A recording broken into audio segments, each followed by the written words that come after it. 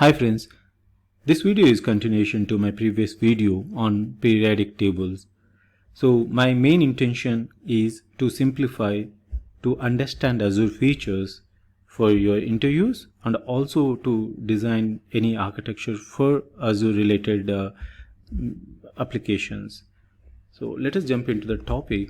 I have covered in my previous video regarding the VMs and various features on it and app services also. So app services is to host the websites. Also VMs can be used for multiple use cases, like one of them is websites hosting or DevOps, or you can also use to set up your databases, failovers, everything can be done like by using the VMs. Now we covered the backside part, hosting, storing the data or storing the images, media files, everything, and then storing the relational or non-relational type of data, and we also covered on the big data. Now let us come to the front side of the applications. For example, if you want to expose your website, you need your domain and probably like www.microsoft.com or some domain name, and you need to configure that, right? So to configure that, you can use DNS, domain name system. DNS zone is usually used to host the DNS records for a particular domain. To start hosting your domain in Azure DNS, you need to create a DNS zone for the domain name, and it internally resolves to IP.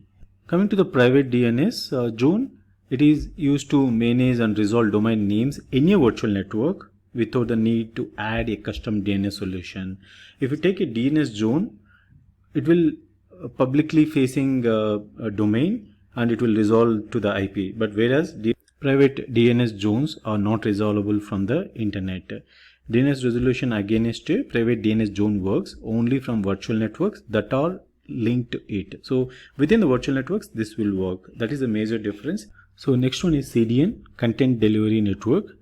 This is a global CDN solution for delivering high bandwidth content. Assume that your website is serving huge content to the various geos. Now every time if it has to come to your main server and take the content, it will take little time. That means there will be latency, right? In that cases, you can catch the content, especially the static objects, and hold it in the various regions so that whenever the content is requested, first it checks in that particular static objects or cached objects, and then if it is available there, it will pick the content and then serve to the particular request. So here you are saving a lot of time to make a call to the main server and bringing the content. Rather than doing that, you're directly requesting to the cache, that is CDN location. So as part of the CDN, you will be able to cache the data or cache the static objects in different locations. So there are CDN POP locations provided by the Azure. It's a kind of edge locations, like where the data can be cached and it will be available. For first time it will go to the main server and bring the data. From the second request onwards, it will check under your cache, that is Content Delivery Network edge locations, and then it will serve the data from there. So that's how you can get the better performance by using the CDN. So there are two important concepts: CDN, Content Delivery Network, and then POP location. So there are plenty of POP locations under the Azure. You can check what are the POP locations and where you can cache the data and where you're serving. Accordingly, you can pick the POP locations. So POP is nothing but point of presence servers. So you can cache the content on the POP servers.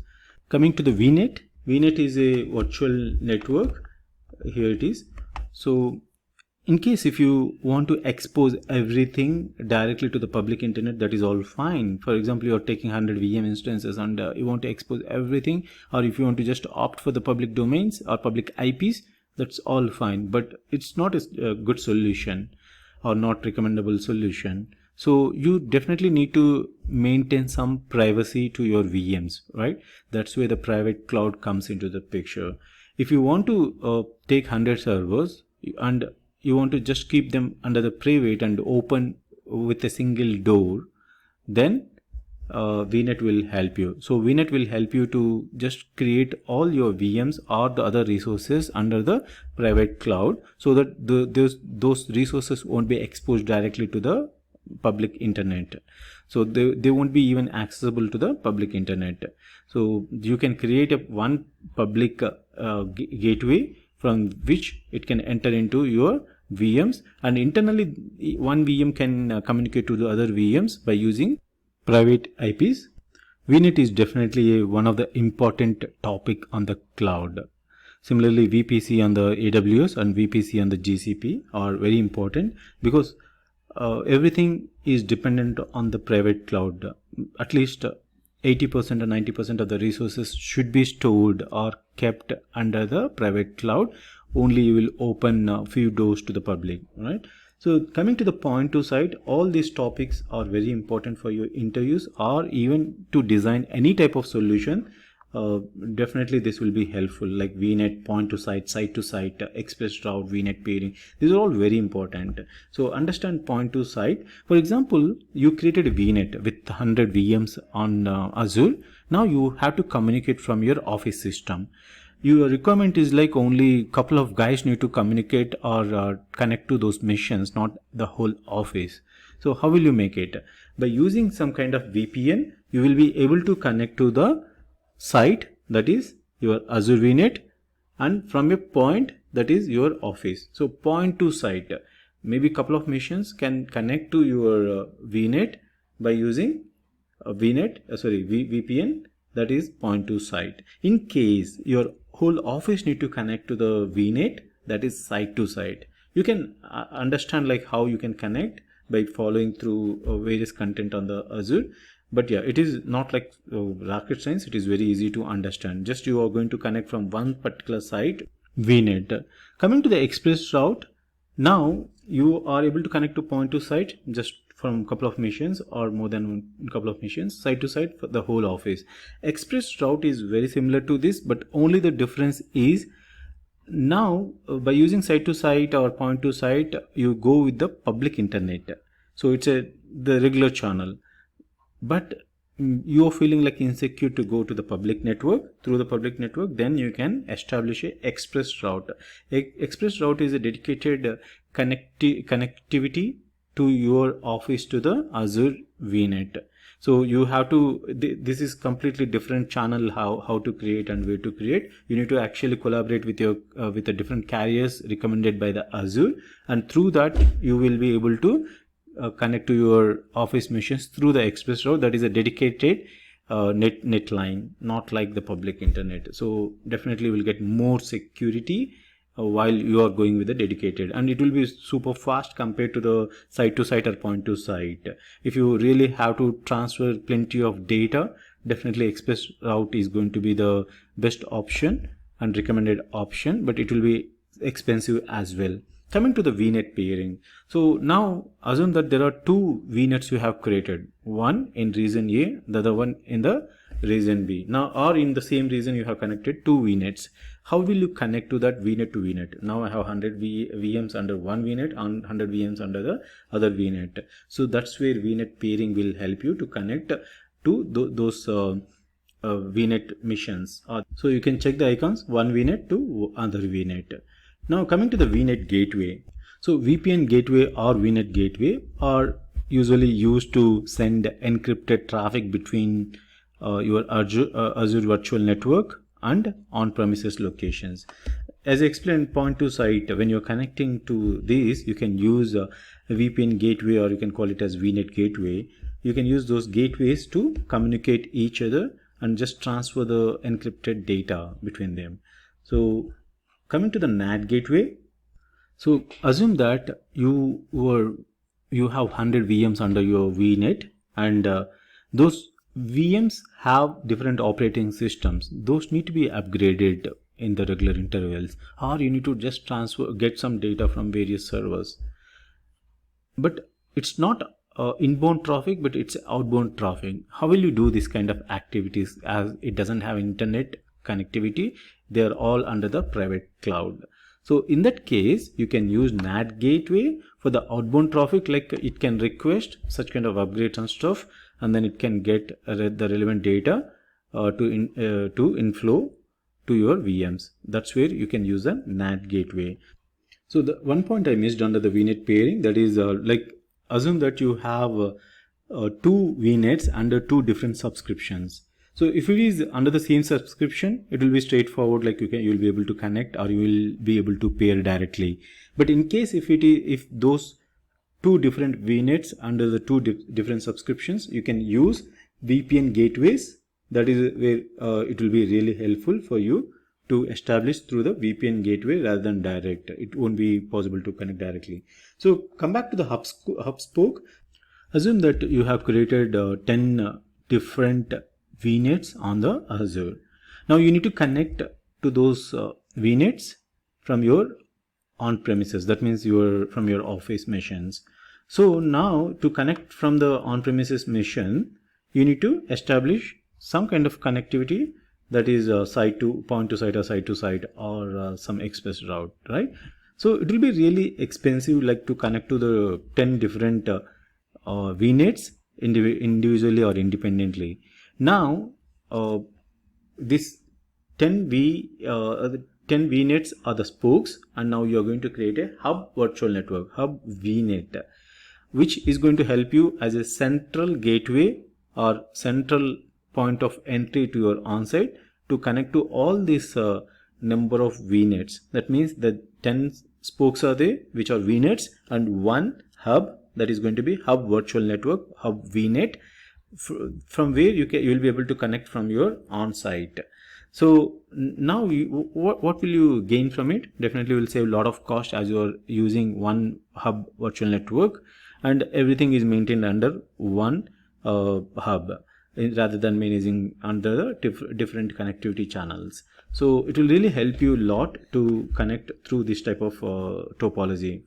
So this is also one of the important thing if you are looking for the administrator or some kind of infrastructure architect type of role.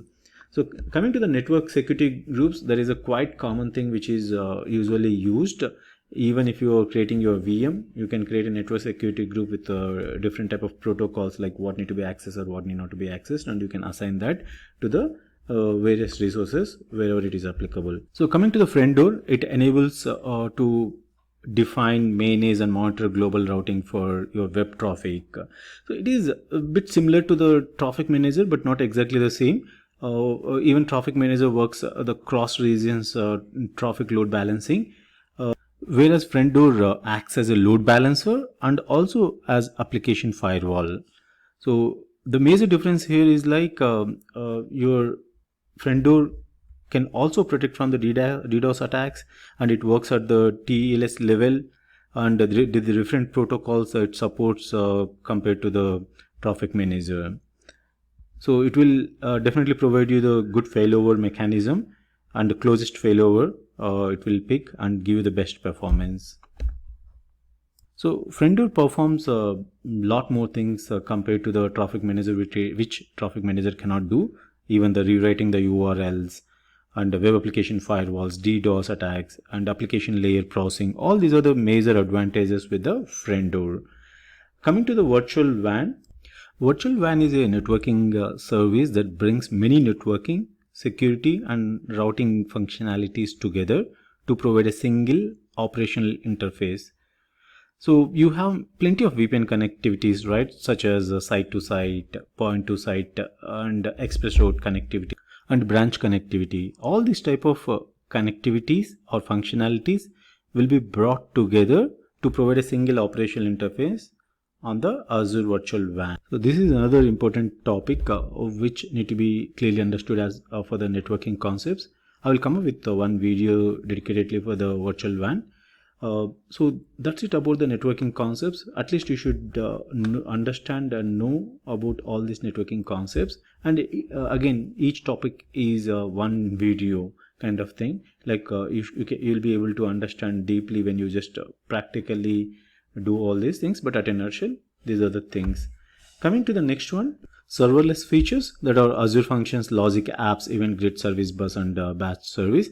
So Azure Functions is completely serverless feature where you want to just execute the logic kind of based on the triggers, event-based trigger or scheduler-based trigger. So based on the various triggers, you will be able to execute a set of lines which is written either in the .NET, Python, or Java, any type of language which are supported by that.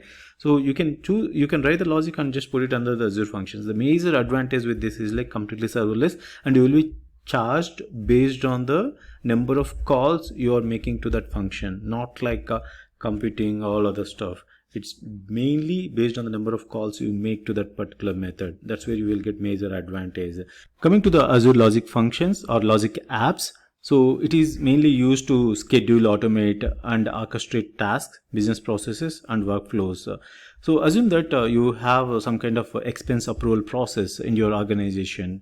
So now you want to just automate some certain process, like if the bills are coming below $50, that need to be automatically approved. If it is below $80 and above $50, only the manager approval is required, not like senior manager approval is required. So all such kind of automatic processes can be set up under the Logic Apps. Not only that, like even another SharePoint, certain actions need the approval or not certain actions, or if you are getting some emails and you want to just automate or filter based on that. So all such kind of actions can be taken care by the Logic Apps by defining your flows or business processes. Coming to the Event Grid allows you to easily build applications with event-based architectures.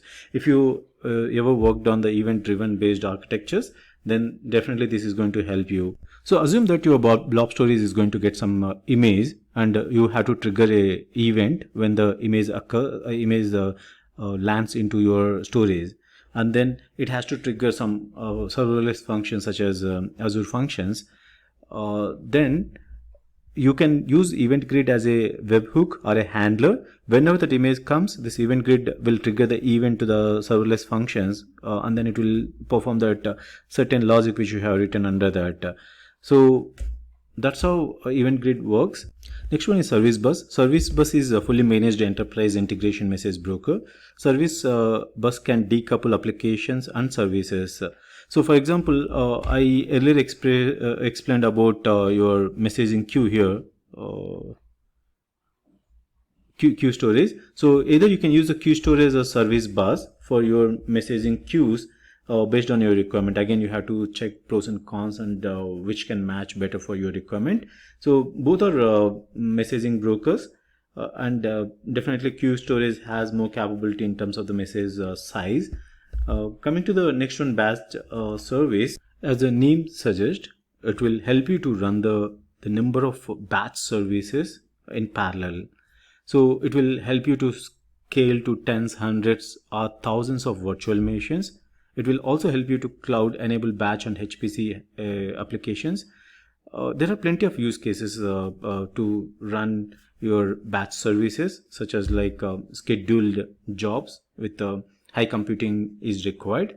So maybe for your load testing team, you need to create the number of VMs based on the schedule given by them. So then you can configure your batch services for that kind of requirements as well. So the next one is like DevOps. Now we have covered your application side, serverless, managed services, databases, big data, everything, right? But what about managing the code for your applications? So that's where your DevOps will come into the picture. So here, these are the few options or basic options from the Azure, but there are plenty different options available on the Azure. Let us go through one thing. So Azure DevOps, it's a generic term like our practice, the best practice, which helps you to better maintain your development and operations together. So Azure boards is similar to the Kanban boards. Like if you want to create a story and you want to just manage a complete cycle, so you can use Azure boards. Usually people use Jira or Kanban boards to maintain the each user story of your application. So coming to the Azure repos, if you want to check in the code, check in and check out codes, like, and to manage your complete code for your applications, then you can use Azure repos.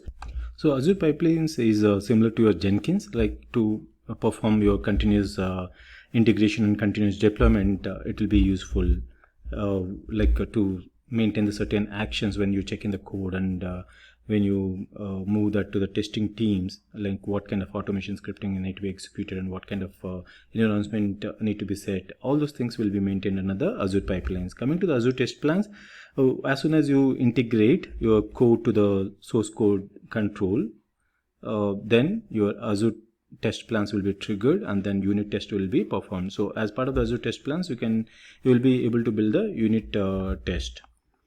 Coming to the dev test labs, it will help you to quickly provision development and test environments. It will minimize waste with quotas and policies. Also, it set automated shutdowns to minimize the cost, and you can build both Windows and Linux environments by using the dev test labs. Coming to the Azure RT, it's a package management tool, and if you have used JFrog or Nexus, you must be knowing about artifacts tool importance as part of the DevOps. So it's basically kind of a packaging tool to install, publish NuGet or NPM or Maven packages into the DevOps processes. Coming to the application insights, so it will help you to monitor your live applications or production applications, and to automatically detect the performance issues, and this includes powerful analytics tools to help you diagnose issues and to understand what users actually do with your app. All those type of analytics can be seen under the application insights. So this is about the DevOps in a nutshell. Let us move to the Power Platform. So Azure has come up with the Power Platform with a package of Power Apps, Power BI, Power Automate, Power Virtual Agents.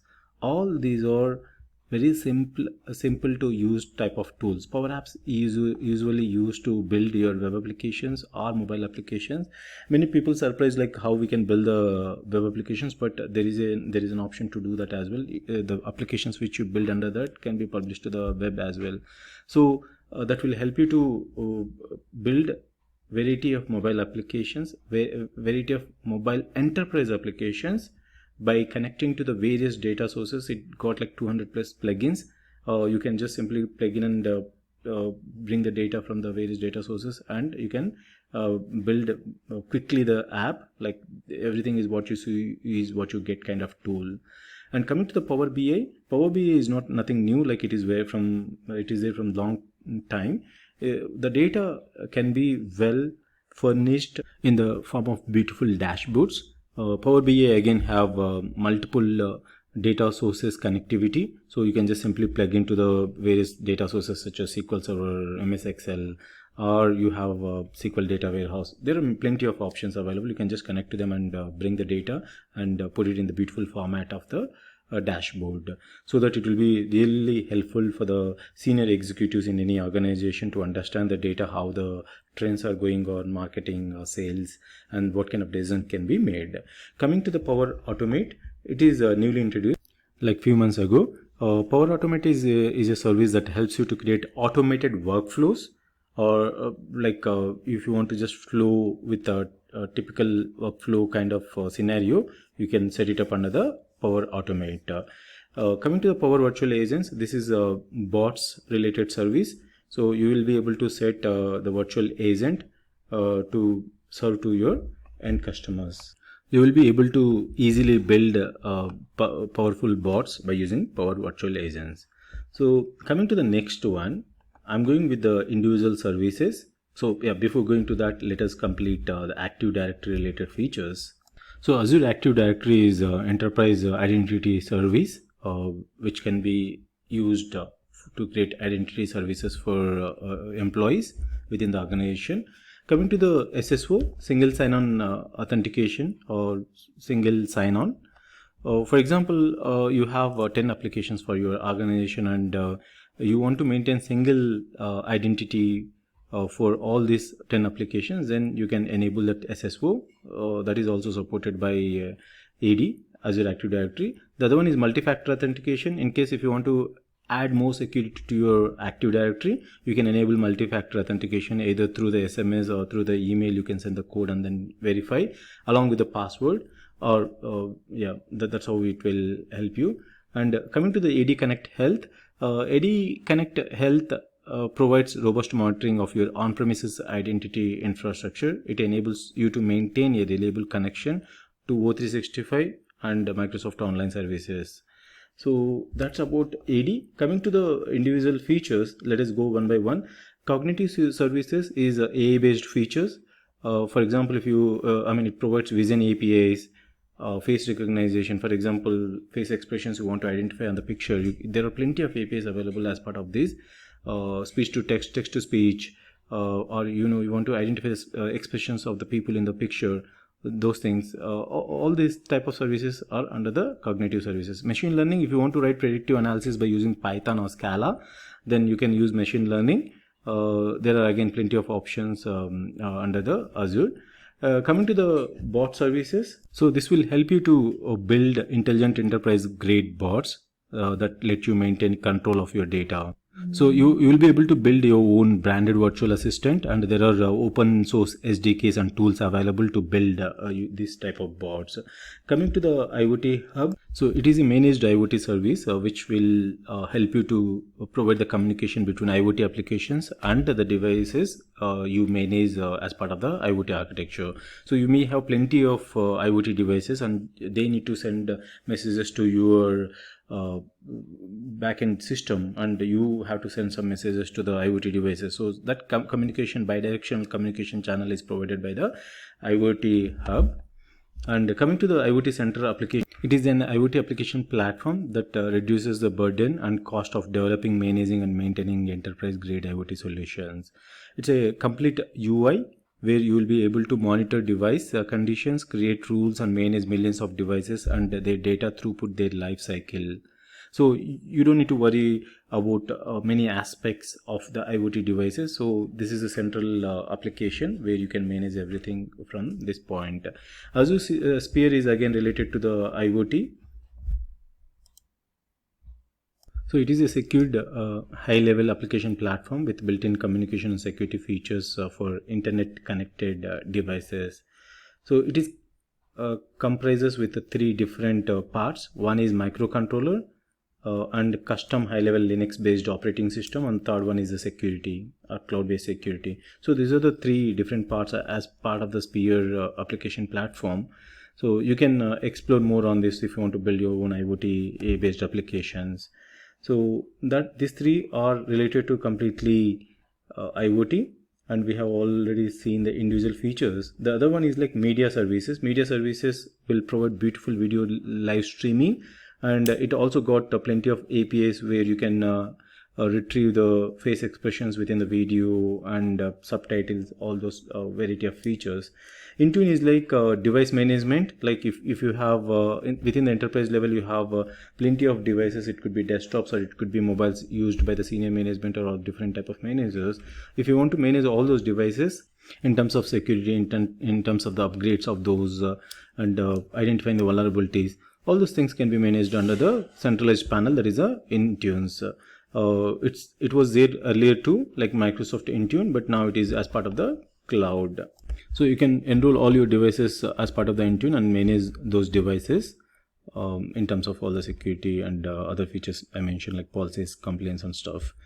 So this is about all the different features available on the cloud at a nutshell, but I might have missed a few features, but I have picked a few important features at the high level. So you mainly need to have a look at app services, VM, storage, SQL servers and big data, also the load balancers. Also have a look at service fabric, then serverless features, DevOps, then network, pretty much all. Okay, but you don't need to worry about cognitive services, machine learning, bot services, IoT center, all these things. Even the media services and Intune, you don't need to worry, but rest of the things you have to have a look and understand those features. So coming to the centralized features, which are actually in common to many of these, are at bottom. So you should definitely have a look at all these features as well. Let us go through them. Okay, let me start with the tools. There are different tools available: PowerShell, CloudShell, VS Code. So if you want to execute your different type of scripts for your cloud, then these are the different tools you can use it. Cloud Shell is available as part of the Azure portal. PowerShell, you can download it and execute variety of scripts, and VS Code also can be used for executing your scripts. Also, you can write serverless functions and all those stuff under the VS Code. It's a Visual Studio Code and it is free. You can also use Visual Studio if you have a licenses, but if you do not have, you can use Visual Studio Code. Then coming to the migration services, you have all this block. Azure Migrate is used to migrate variety of workloads from your on-premises to the cloud. So it got different options available to migrate. For example, server migration and web application migration, virtual desktop infrastructure migration, database management, database migration, database migration service, and Azure Data Box. These are the different options available under the Azure Migrate. Servers is will help you to migrate the virtual machines or physical servers or vSphere or vCenters to the cloud. It will provide all the steps like discover, assess, migrate. Then coming to the web application, similar to that, like if you have web application hosted on any server, you can run a migration assistant to discover, assess, and then migrate. You can easily migrate to the app services from any server. Coming to the virtual desktop infrastructure, again it got the different option to migrate your desktop infrastructure to the cloud. Database management migration service, it is again to migrate your on-premises data to your cloud, data and database both to the cloud. Azure Data Box, assume that you have petabytes of data and you want to move to the cloud, then you can use Azure Data Box as an option. You have to copy all your data to the Azure Data Box by connecting through the LAN or to other channels, and then hand over to the Microsoft. Microsoft will take over to copy the data to the cloud. Azure Arc is like a hybrid cloud and multi-cloud type of feature, like where you can manage multiple cloud infrastructure. For example, if you have Oracle Cloud and you have hosted few services on it, and then you want to manage your Azure plus that, or your on-premises infrastructure plus your Azure, then you can make use of the Azure Arc. So Azure Stack Edge, if you want ultra latency type of model connectivity to the cloud, then you can use Azure Stack Edge. It's basically setting up the hardware in a location where you require, and you'll be able to connect first to that, and then from there to cloud. So it's a hardware as a service from the Microsoft. You can have a look at, like, if you want to have a edge locations within your on-premises by using this device. ASR, Azure Site Recovery, can be used to set up the cross-region failovers or backups, recoveries, all those things. You can set it up under this. Azure Backup. So usually if you want to back up your on-premises data, definitely you usually use your own disks at your on-premises in the on-site. But you can also configure those backups completely to the cloud, which is more secure and more redundancy provided by the cloud provider. So that's where you can use Azure Backup to keep the backups to the cloud from on-premises. Recovery service walls is usually used to back up your workloads such as VMs, servers, or workstations. All those things. It could be your infrastructure as a service VMs like Linux or Windows type of virtual machines that you can back up on the recovery service walls, even your SQL databases. So coming to the blueprints, blueprints are kind of templates for your policies or compliance related things. You can simply replicate from those predefined templates from the Microsoft, or you yourself can create your customized templates and can use for various purposes, especially for the governance of your enterprise cloud services. So the next one is ARM, Terraform, Azure Automate. All these three features are to write or automate your VM resource creation or any different type of Azure resource creation through the code. This will be really useful for you to simplify your jobs, like write your script once and then execute it whenever you need it. So either you can use Azure Resource Manager, which is from the Azure, and Terraform. It is it got multi-cloud support, like it supports Azure, it supports AWS and all the other clouds. You can also use Azure Automate for that purpose. So coming to the next one, Azure Monitoring. So if you want to monitor your complete infrastructure, then you can use so you can continually monitor your performance and optimize the performance of your VMs, Azure Kubernetes Service or Azure Storage and databases. It can monitor your Linux or Windows based VMs as well. So coming to the notification hub, if you have a push notification type of requirement for your devices, you can use a notification hub. It supports variety of push notifications for the Apple iOS devices or Google Android devices. Coming to the alerts, if you want to just set it up the alerts like based on your invoices or for variety of reasons, you can use alerts.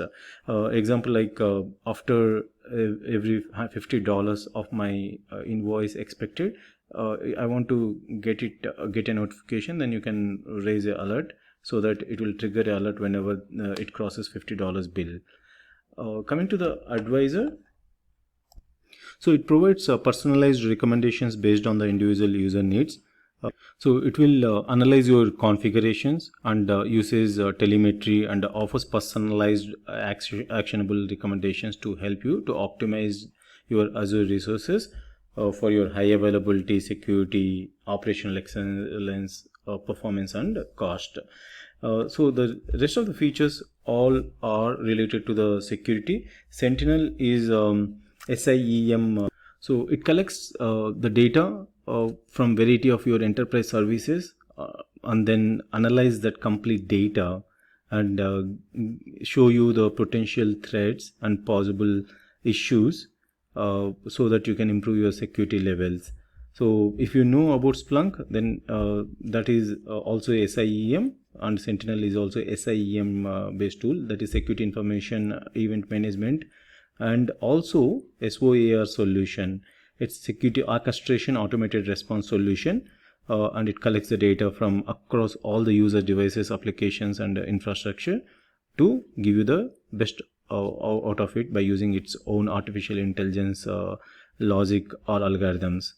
So coming to the security center, so you can monitor your infrastructure. So under the managed service, anyway, it will be taken care by the cloud provider. But coming to the infrastructure which you are managing, like VMs or other resources, you have to keep more eye on it. So security center will really help you to continuously monitor and if it finds any threats, it will warn you on your security center. So it got again a variety of features available under that. So you will be able to manage your hybrid workloads or the Azure workloads, all variety of features available under the security center. Coming to the advanced threat protection, so it is again security solution that leverages your on-premises Active Directory signals to identify, detect and investigate advanced threats, compromised identities and malicious insider actions directed at your organization. Especially it is for the on-premises Active Directory. So coming to the next one, web application firewall. So web application firewall is usually used on top of your app services to protect against a variety of OWASP guidelines. So you can even customize those rules as well.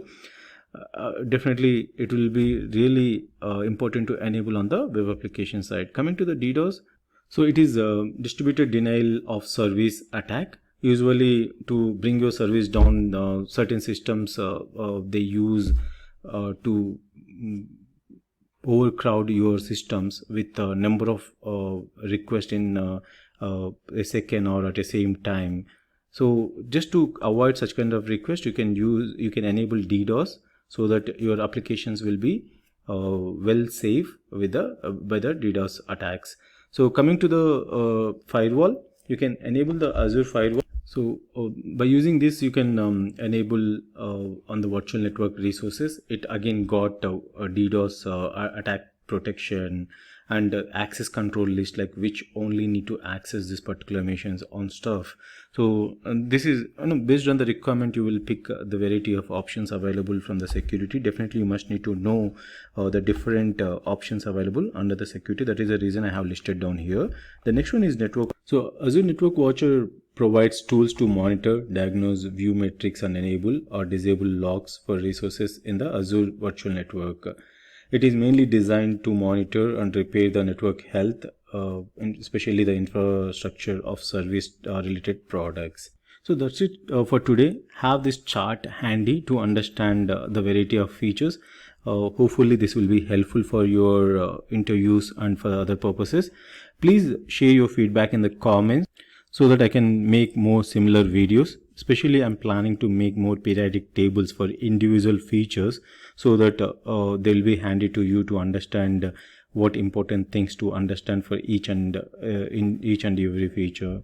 Thanks for watching my videos.